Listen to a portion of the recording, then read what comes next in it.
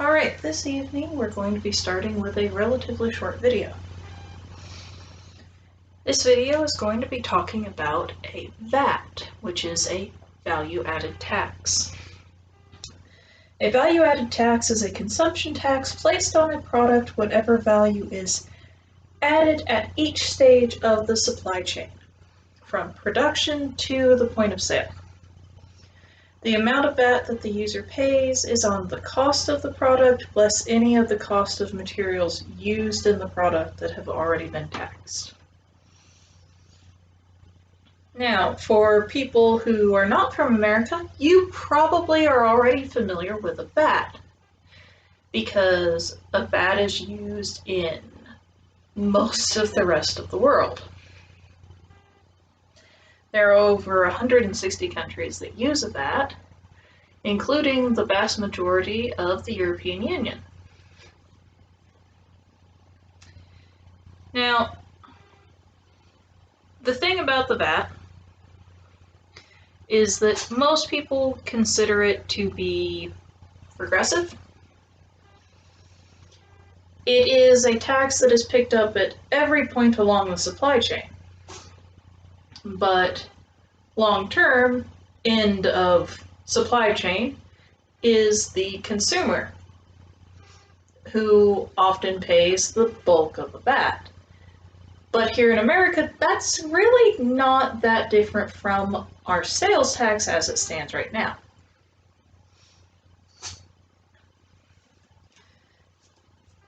Let's see. Advocates say it raises governmental revenues without punishing success or wealth as income taxes do, and is simpler and more standardized than the traditional sales tax with fewer compliance issues. Critics charge that a VAT is essentially a regressive tax that places an increased economic strain on lower income taxpayers and also adds bureaucratic burdens for business. That's essentially what I just covered with how it compares with sales tax. Now, the thing of it is that the reason why a value-added tax is being considered is to essentially replace sales tax. My American viewers are going to go, wait a second. But sales tax is different in different places because you also have your state taxes, your local stuff that gets added on top of it. One thing that visitors to America might have noticed is that typically our taxes are added at the register, not on the tag, which is partly because of state sales tax. It's calculated over when you actually sell the item. Item might be sold for same tag price in different locations, and then at the register it's ever so slightly different because you might be across a state line. America's strange. We basically have many countries inside a greater singular country. A value-added tax really doesn't affect the way states manage their taxes. That's the long and short of that. So, now that that's out of the way, what about that whole regressive thing? It's on consumers, right? Well, if that's how you measure your taxes, all sales taxes are regressive, which it's fine to see it like that. So the question is, what is the tax being used for? Why is this better than current sales tax? What's the difference in it? Well, difference for end user is really not that much. The end consumer is not going to feel a significant difference from the way that a value-added tax is implemented and the way a normal sales tax is implemented. It might have a different value, it might have a different number, but that's about it. So, say, what is the difference? The difference is in the supply chain. So say you buy a batch of yarn. Say you spend $3 on that yarn. person who sold it to you is going to charge you 30 cents in tax that they're going to send to the government. Say you start making something with it. This is the beginning of a scarf. It's not anywhere near finished. So, say I finish it, and I decide to try and sell it. Say I charge $10 for it. So, at register, a value-added tax, say, of 10%, is going to cost me to have to charge $10 for the product, and then $1 in tax. Okay, well, how much value did I add to the product according to the way a value-added tax is calculated?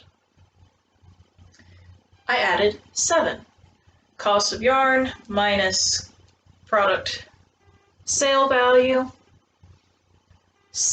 Product sale value was $10, cost of the yarn was $3, so I added $7 to it. That $7 resulted in a VAT, which was 70 cents. So I take 70 cents from the dollar that I charged in tax and I send that to the government. What about the other 30 cents from that tax? Well, I had to pay it at point of acquisition for the yarn. So the yarn has already been taxed. This is one of those kind of odd things about the VAT that I found. It feels a little awkward when you're looking at it from an American perspective. A lot of things seem like, okay, well, isn't that how the taxes already work? Because it makes sense. If it's already been taxed, well, then it probably shouldn't be taxed a second time.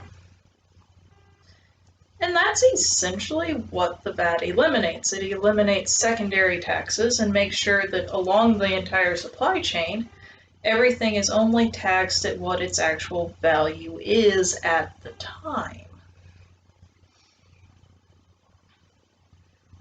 So, what's the point?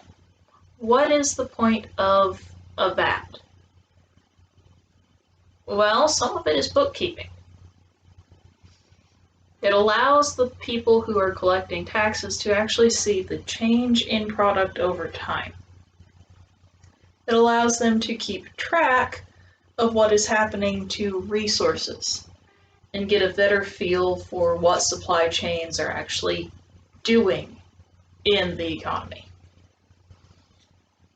That can actually generate a lot of data that is very useful for a government, on top of essentially providing a paper trail of taxation. A lot of the time I spent looking at VAT, while I was staring at it, I kept going, but isn't this how it's supposed to already work? This seems very clean, very simple. And as an academic, I had a moment of reflecting on that, because when you find information as an academic and you go, okay, that matches my initial gut reaction when I was hearing the topic, you should always stop and check your research, because you probably haven't done enough yet to figure out all the nuances of the thing.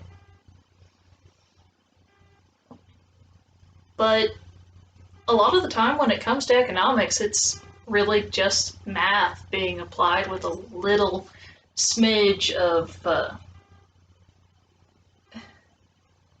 sociology on top of it, because it has to deal with behaviors and actions of a market, which the market is people, so sociology.